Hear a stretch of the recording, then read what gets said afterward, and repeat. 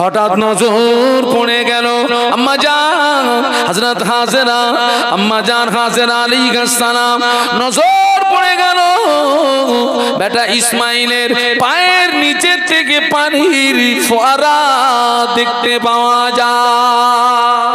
একটু জোরে বলেন না, একটু মহব্বতে বলেন না। তাকবীর দেন তো, নারে তাকবীর। ও আমার ভাইরা, আম্মা জান হযরত হাজেরা আলাইহিস সালাম পাথর দিয়ে বললেন জম জম, বাংলা মানে হলো থাম থাম। ঐতিহাসিকরা লিখেছেন আম্মা জান হাজেরা পাথর দিয়ে পানি যদি কাট না করতেন, জমজমের পানিতে তামাম পৃথিবী প্লাবিত হয়ে যেত। তার একটা নিদর্শন দেখুন, মক্কা মদিনাবাসী জমজমের পানি পান করে, কোটি কোটি হাজি জমজমের পানি পান করে, আবার বাড়ি আনে, পশু পাখি পান করে। হাজার হাজার হাজার বছর অতিবাহিত হয়ে গেল, আজও পর্যন্ত জমজমের এক ফোঁটা পানি কমে নাই। হাজিরা তো জম্মের খাওয়া খায়। আমি যতদিন মক্কা মদিনা ছিলাম আউট কোনো পানি খাইনি। আমি আমার স্ত্রী, আমার ছেলে, আমার মেয়ে ওদেরকে বলেছি জান ভরে শুধু জমজম খা, আর কবে আসবি না আসবি, আর পায়খানা লাগলে আবু জেহেলের বাড়ি যা।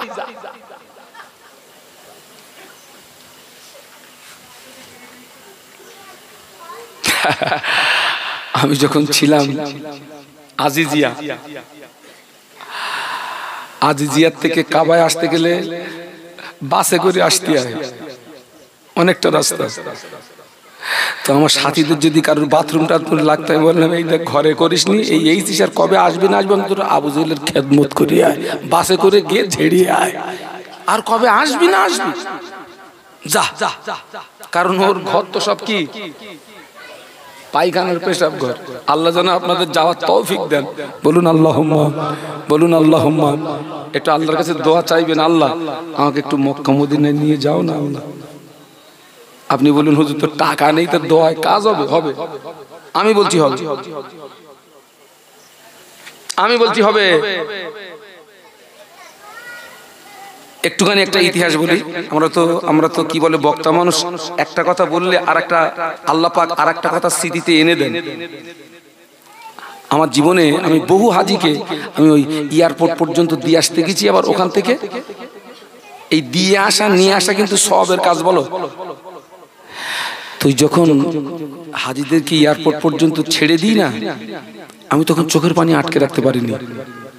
আল্লাহ এই মানুষটার কয়েক ঘন্টার ভিতরে কাবায় পৌঁছে যাবে, কিন্তু আমার এই এয়ারপোর্ট পর্যন্তই শেষ। মনে মনে হতো প্লেনের ডানা ধরে কি একটু যাওয়া যায় না, এরকম হতো, মনে মনে হতো। তো কোনো একটা হাজিকে আমি এয়ারপোর্ট পর্যন্ত পৌঁছে দিতে যাচ্ছি, উনি বললেন হুজুর আপনি আমার গাড়িতে বসুন। তো হাজি সাহেব হজে যাচ্ছেন মানে স্ত্রী ছেলে মেয়ে জমি জায়গা সবকিছু তুচ্ছ করে দিয়ে যাচ্ছে। ও বেচারা কাঁদতেছে, ও যা কাঁদতেছে ও তার চেয়ে বেশি কাঁদতেছে আমি। তো উনি আমার বলছে হুজুর আপনি এত কাঁদছেন কেন?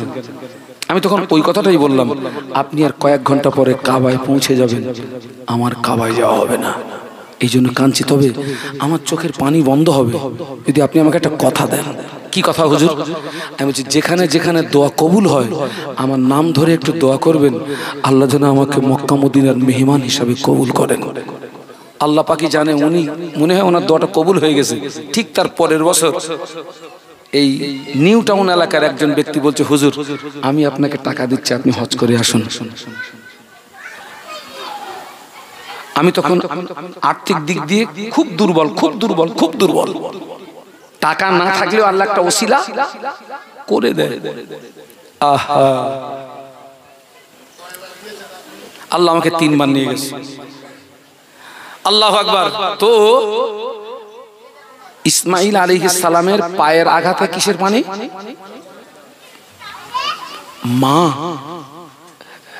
মা বেটার কষ্ট সহ্য করতে পারছে না, ছুটছে। এ ছেলেরা, আল্লাহ নবী সাহাবীদের আল্লাহ নবী বলেছিলেন হুমা জান্নাতুকা ওয়া নারুকা। ও সাহাবীরা, তোমার তোমাদের বাপ মা তোমাদের জন্য জান্নাত, তোমাদের বাপ মা তোমাদের জন্য জান্নাত। তোমার ব্যবহারে, তোমার আচার আচরণে তোমার আব্বা মা যদি খুশি হয়ে যায়, স্বয়ং আল্লাহ পাক তোমার উপরে খুশি হয়ে যায়। বাপ মা যদি নারাজ হয়ে যায়, স্বয়ং আল্লাহ পাক নারাজ হয়ে যায়। গতকালকে রে না, চৌঠা রবিউল আউয়াল, আজকের কত 8 না, আজকের 8। আমার মাহফিল ছিল ডায়মন্ড হারবার করিমনগর। যে বাড়িতে আমাকে বসতে জায়গা দিয়েছে, যিনি আমার তত্ত্বাবধানে ছিলেন, বয়স্ক মানুষ, হাউ হাউ করে কাঁদছে, হাউ হাউ করে কাঁদছে। বলছে হুজুর, আমার ছেলে আমাকে খেতে দেয় না, আপনি একটু বলবেন হুজুর, অজে একটু বলবেন। বুড়ো মানুষ কাঁদতেছে। কিসের নবী দিবস তোমার? বাপরে খেতে দাও না, মারে খেতে দাও না, নামাজ পড়ো না।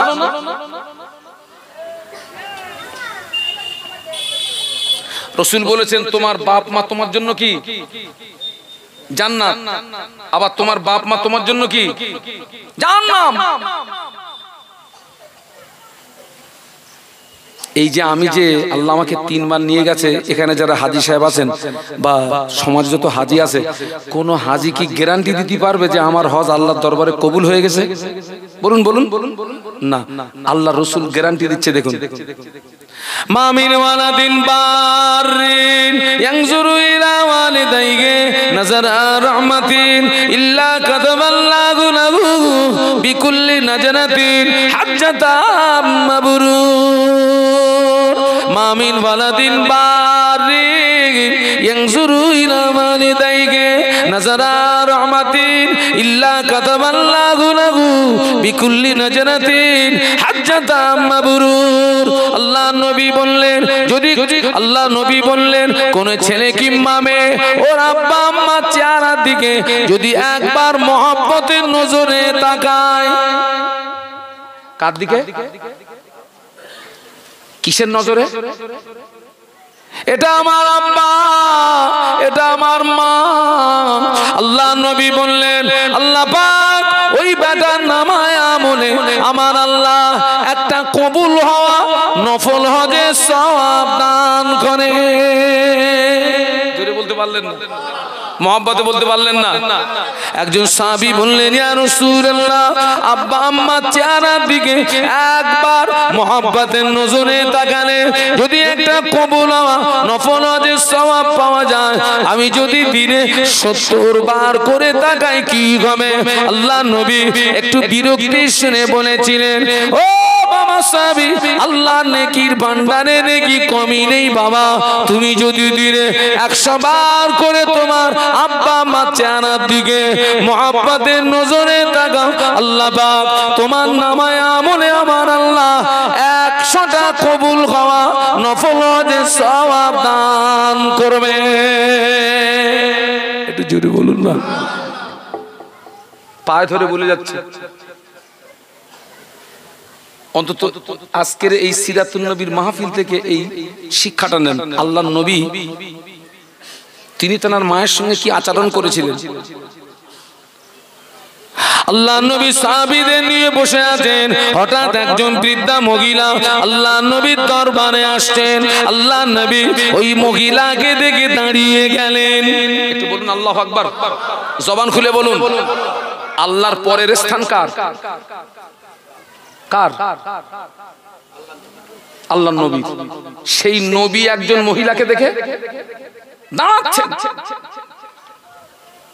ও মায়া, ওই ওই মহিলাটি আল্লাহ নবী নিকটস্থ যখন হলেন, আল্লাহ নবী গায়ের চাদর মোবারকটা খুলে বাজ করে আল্লাহ নবী জমিনে বিছিয়ে দিলেন। আল্লাহ নবী ওই মহিলার হাতটাকে ধরে চাদর মোবারকের উপরে বসিয়ে দিলেন। সাহাবীরা অবাক হয়ে যায়, কে মহিলা, সাহস তো কম নয়। আল্লাহ নবী চাদর মোবারকের উপরে বসে আল্লাহ নবী ওই মহিলার সঙ্গে কথোপকথন করলেন। ওই বৃদ্ধা মহিলা যখন বিদায় নিলেন, সাহাবীরা জিজ্ঞাসা করলেন, ইয়া রাসূলুল্লাহ, ইয়া হাবিবাল্লাহ, হুজুর এই মহিলাকে চিনতে পারলাম না।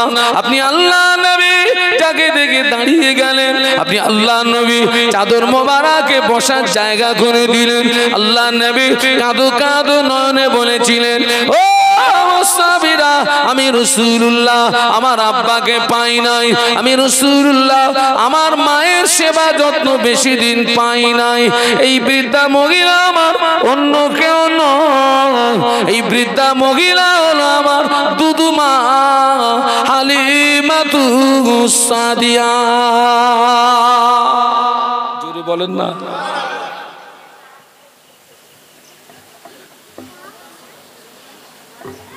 নবী দিবস করতেছো ভাই, ঠিক আছে ভাই, অন্তত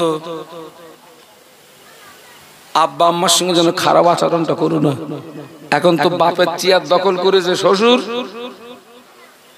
আর মা চেয়ার দখল করেছে কেরা?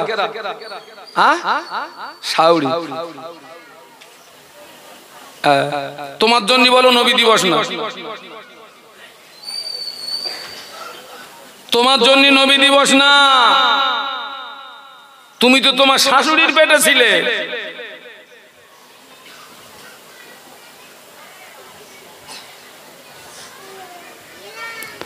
আল্লাহ আমাদের হেদায়েত নসিব করেন, বলুন আল্লাহুম্মা আমিন, বলুন আল্লাহুম্মা আমিন, বলুন আল্লাহুম্মা আমিন।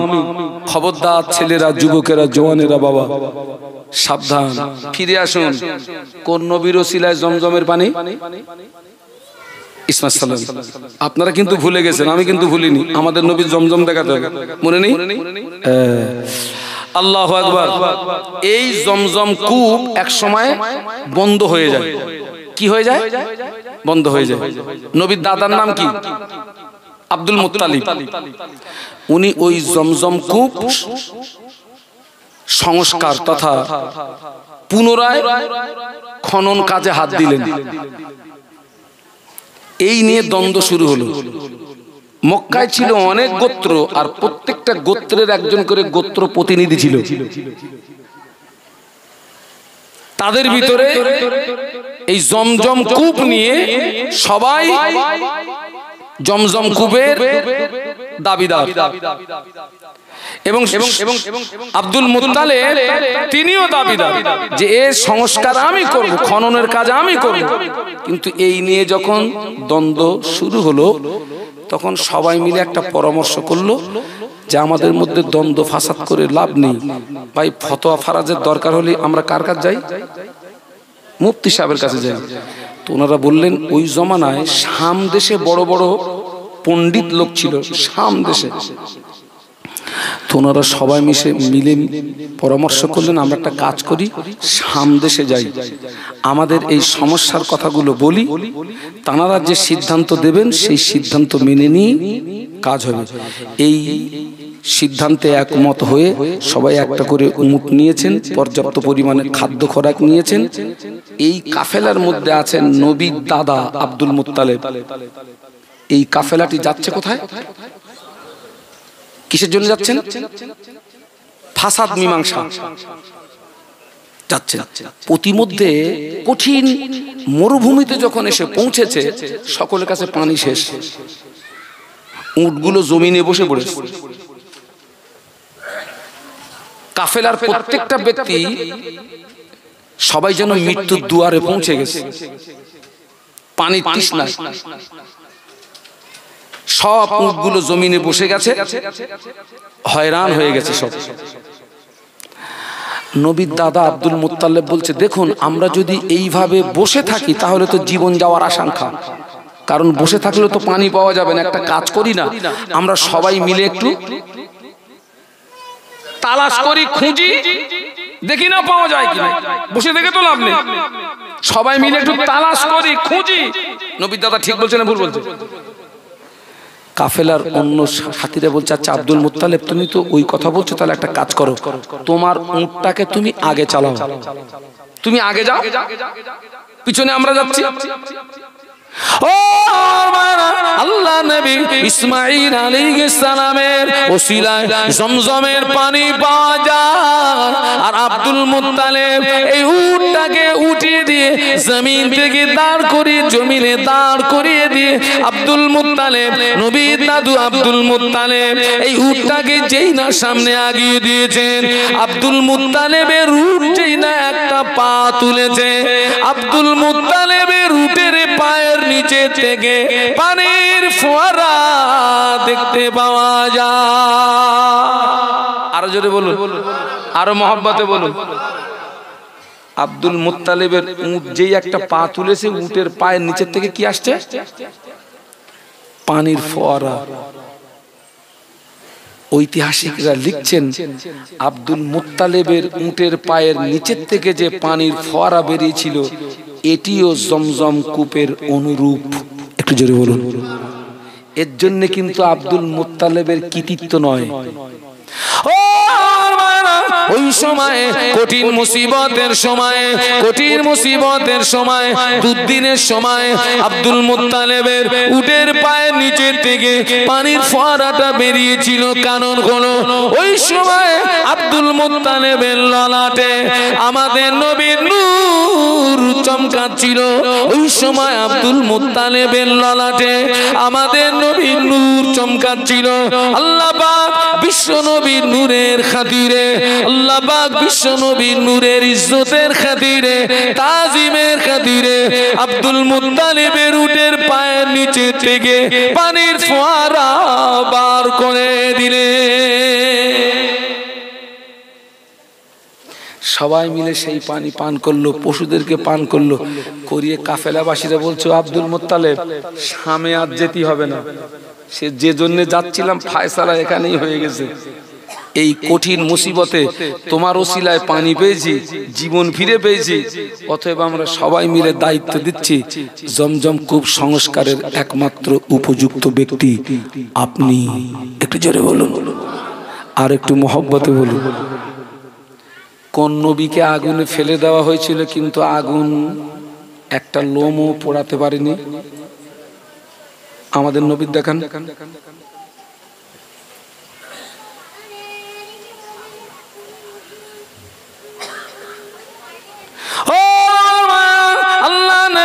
ইব্রাহিম খলিলুল্লাহকে নমরুদ আগুন কুণ্ড তৈরি করে আগুন কুণ্ডে ফেলে দেওয়া হলো। নমরুদের বিশ্বাস ছিল আগুন খেয়ে ফেলবে, আগুন জ্বালিয়ে দেবে, আগুন পুড়িয়ে দেবে। একটা দুটো দিন নয়, 40 দিন পর্যন্ত আল্লাহর পয়গম্বর আগুনের ভিতরে থাকলেন। আল্লাহ পাক আগুনের উপরে আইন জারি করে দিলেন, ইয়া নারু কুনি বারদাও ওয়া সালামান আলা ইব্রাহিম। আগুন তুই আমার ইব্রাহিমের জন্য শান্তিদায়ক ঠান্ডা হয়ে যা। একটু মহব্বতে বলা যাবে না? আর একটু জোরে বলুন। নমরুদ রাজপ্রাসাদের উপরে বসে দেখছে আল্লাহর পয়গম্বর আগুনের ভিতরে কি অক্ষত অবস্থায়। নমরুদ বলছে, হ্যাঁ রে, আমার জাতকে নিয়ে তোর পুজো করলাম। আগুনকে বলছে, তুই কি তোর হারানো, তোর জ্বালানো ক্ষমতা হারিয়ে ফেললি নাকি? আগুনের ভিতর থেকে আওয়াজ আসছে, নমরুদ আমার জ্বালানো ক্ষমতা আছে কিনা তুই আয় আর তোর গোষ্ঠী সমেত আয়, পুড়িয়ে ছাই করে দেবো, কিন্তু ইব্রাহিমের একটা লোমে আমি স্পর্শ করতে পারবো না।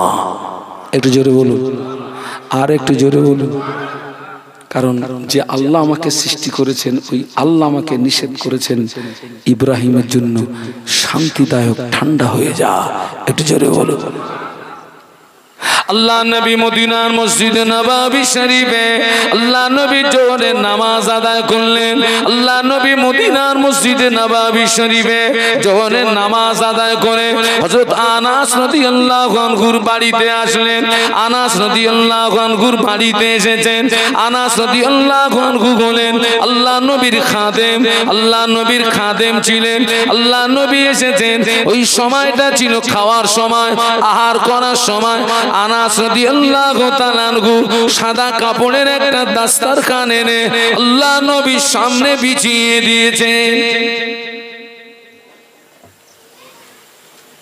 মদিনার মসজিদ থেকে নামাজ পড়ে রাসূল এসেছেন। কার বাড়ি এসেছেন? আনাস রাদিয়াল্লাহু আনহুর বাড়ি। আচমকা এসেছেন হুজুর।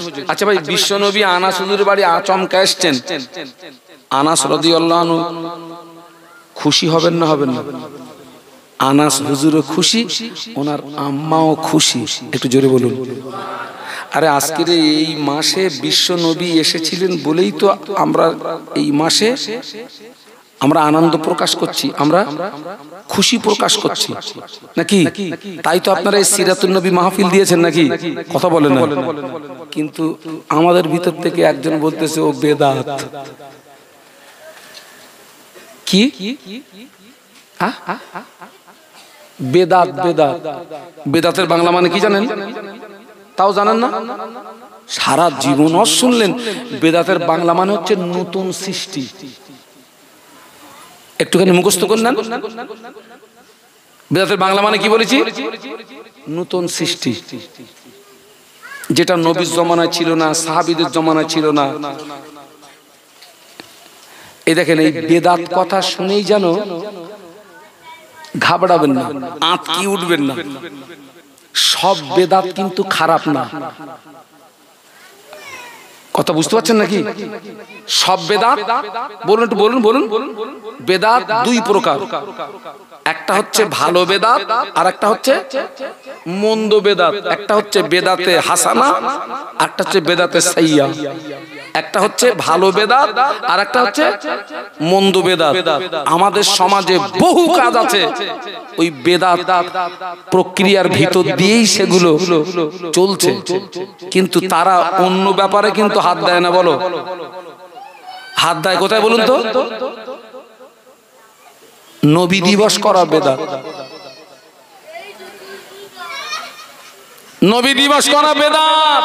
আচ্ছা ভাই, আপনাদের এলাকায় মাদ্রাসা আছে? কথা বলেন না কেন? আছে না? নবীর জমানায় দ্বীন ইসলাম যা প্রচার হতো, দ্বীনের জ্ঞান যা বিতরণ হতো, একটা জায়গা থেকেই হতো, সেটা হচ্ছে মদিনার মসজিদ নববী শরীফ থেকে আল্লাহ রাসূল দ্বীনের জ্ঞান বিতরণ করতেন। সুবহানাল্লাহ। আবার তখন তো আর মাদ্রাসা ছিল না। এখন যেরকম সিলেবাস ভাগ করে করে সব পড়ানো হচ্ছে, আল্লাহর নবীর জমানায় তো বলুন। তাহলে বেদাত বলে যদি এটা যদি না করা যায়, ওই সমস্ত গান্ডুগুলোর একটু বলেন দিন যে মাদ্রাসাগুলো ভেঙে দে।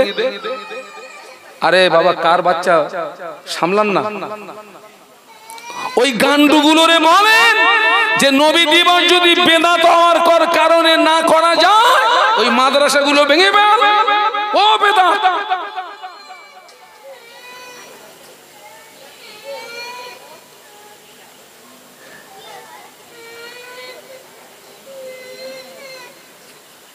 আসলে ব্যাপারটা ওই জায়গায় নয়, এই আলাদা একটা ভিতরে একটা কাজ করছে বাবা, আলাদা একটা বিষয় কাজ করছে। ওটা আপনারা জানেন না। এই সাধারণ মানুষগুলোকে, আম জনতাগুলোকে বিগড়িয়ে দেওয়ার, নবী থেকে মুখ ফিরিয়ে নেওয়ার একটা চক্রান্ত চলছে আমাদের সমাজে। খবরদার, সাবধান। আজকের আপনারা যেভাবে সিরাতুন নবী উপলক্ষেই আপনারা যেভাবে এই মাহফিলের ইন্তজাম করেছেন, আমার দৃষ্টিতে এখানে কোনো শরীয়ত বিরোধী কাজ হচ্ছে না। ঠিক বলেছি না ভুল বলেছি? এখানে কোনো শরীয়ত বিরোধী,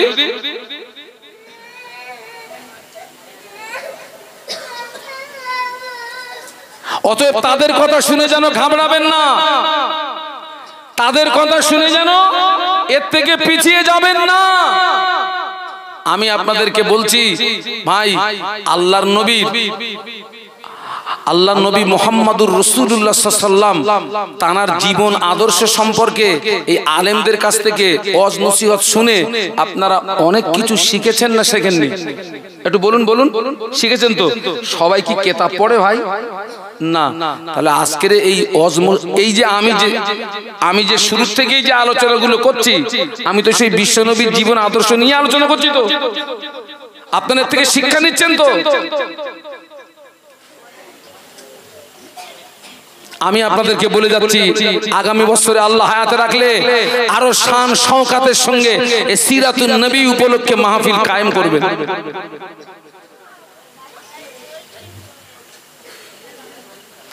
ওই গান্ডুগুলোর কথা নেবেন না, ওরা নবীর দুশমন, ওরা নবীর শত্রু।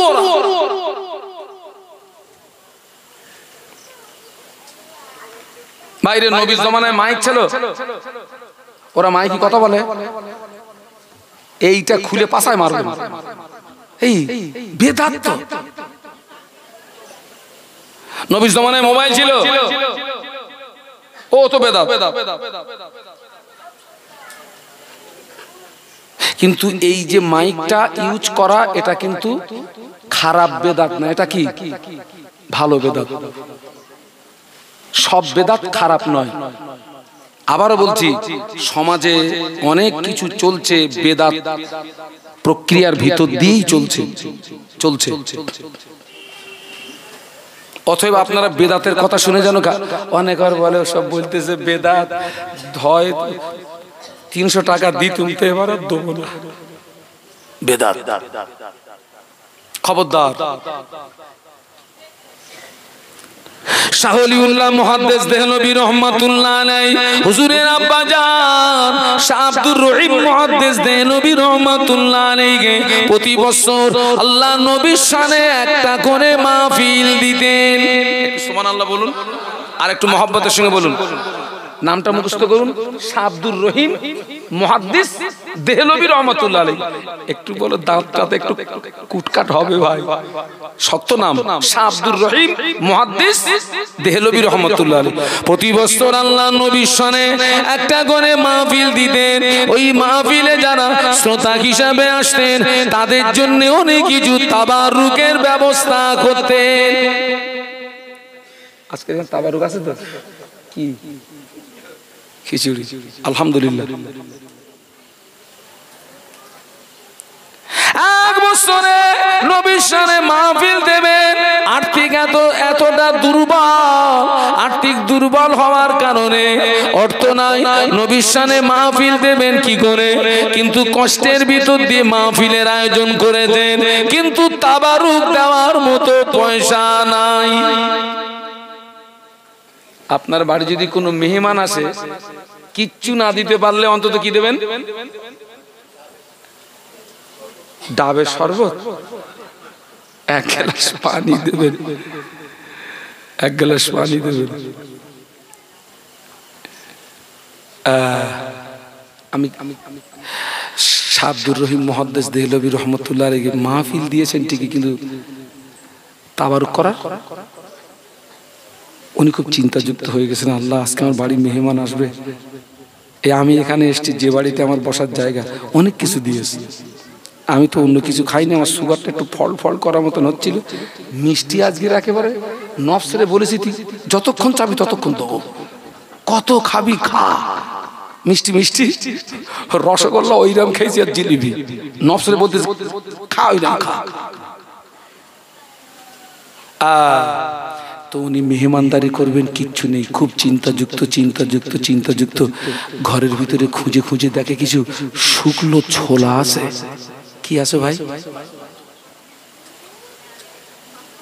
ও শাব্দুর রহিম মুহাদ্দিস দেলবি রহমাতুল্লাহ আলাইহি বাড়িতে মাহফিল হলো, মাহফিল শেষ হয়ে গেল।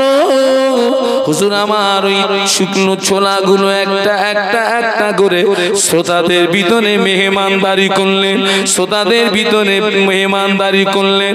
মাহফিল শেষ হয়ে গেল। ওই রাতে বিশ্বনবীর সঙ্গে স্বপ্নে দিদার নসিবি হয়ে গেল। আর এক গাঁজা টানা পার্টি বলতেছে স্বপ্নে যে নবীরে দেখলে ও সত্যি না। এসব গাঁজা টানারে কি করে পারো বলে? হ্যাঁ, স্বপ্নে নবীরে দেখে ও যে নবী তার নিশ্চয়তা কোথায়? গাঁজা টানা মাল।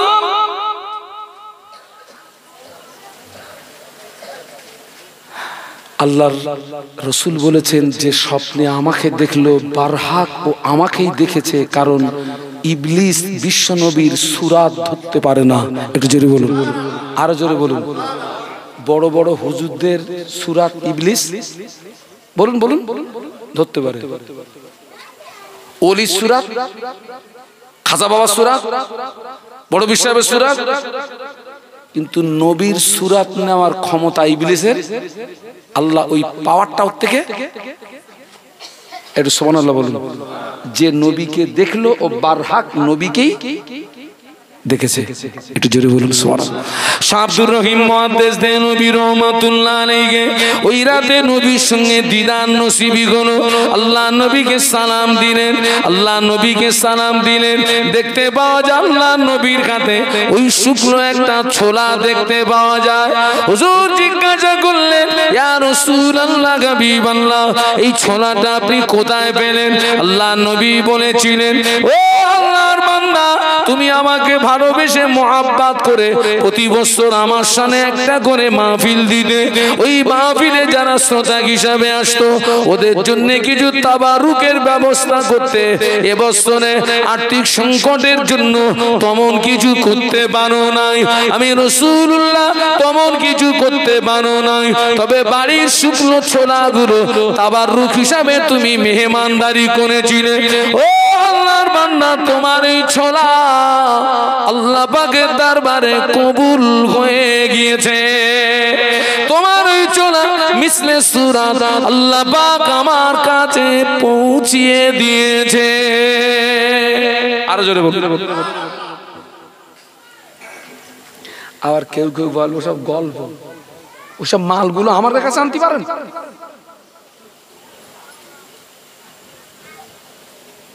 সব হচ্ছে চক্রান্ত। এটা কোন জমানা বাবা?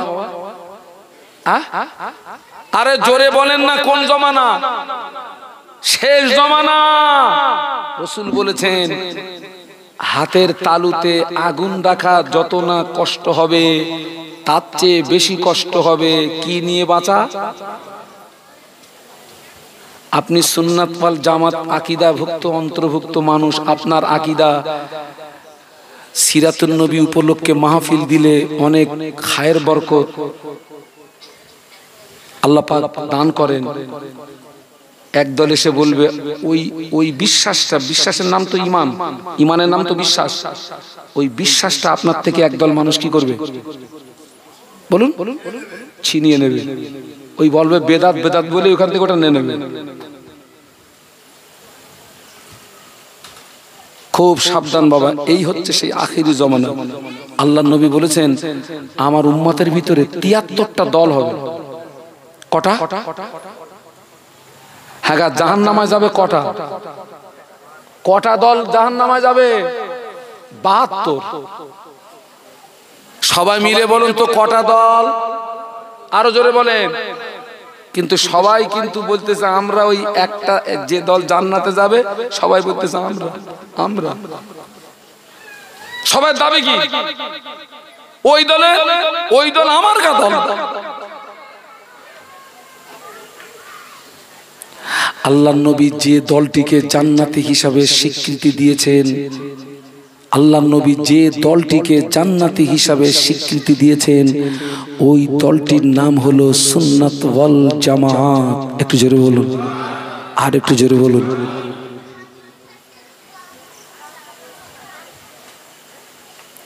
নবী চাচা আবু লাহাব, কি নাম? আমার আগের হুজুর কিন্তু কথাটা কিন্তু বলে গেছে, বলো মনে আছে আপনাদের? কার মনে আছে কই বলুন তো দেখি। আবু লাহাব সম্পর্কে কি বলে গেছে মনে নেই? যে আবু লাহাবের সম্পর্কে কোরআন নাজিল হয়েছে, আল্লাহর নবীর পয়দাইশের সংবাদ আবু লাহাবের দাসী আবু লাহাব পর্যন্ত পৌঁছে দিতে আবু লাহাব খুশি হয়ে তার দাসীকে কি করেছিল? আজাদ করে দিয়েছিল। তুই এরকম একটা সুসংবাদ শোনালি, তোরে আর খালি হাতে ফেরত দেবো না, যা আমি তোকে আজাদ করে দিলাম। একটু জোরে বলো। আবু লাহাব বলো জাহান্নামী বলো। কিন্তু প্রত্যেক সোমবারে মানে সব অন্য দিনে ওর যা শাস্তি দেওয়া হয় আল্লাহ দেন, সোমবারের দিনে আযাব একটু হালকা হয়। হযরত আব্বাস রাদিয়াল্লাহু আনহু স্বপ্নে ওনাকে দেখলেন, জিজ্ঞাসা করলেন, ভাই কেমন আছেন? তো বললো আমি খুব কষ্টে আছি, তবে ওই সপ্তাহে একটা দিন আমার আযাব একটু হালকা করে দেওয়া হয়, আর আমার আঙুলের মাথা দিয়ে একটা মিঠার রস বার হয়, যেটা পান করে আমি তৃপ্তি অনুভব করি। এর কারণ বলেছিল, আমি ওই মুহাম্মদ সাল্লাল্লাহু আলাইহি ওয়াসাল্লামের জন্মের কথা শুনে খুশি প্রকাশ করার কারণে, আমি আমার দাসীকে আজাদ করে দেওয়ার কারণে আল্লাহ ওই ওসিলায় আমার আযাবটা হালকা করে দিয়েছে। ওই সোমবারে করে প্রত্যেক সপ্তাহে একটা দিন। একটু সুবহানাল্লাহ বলা যাবে? এবং যে আঙুল দিয়ে ইশারা করে আমি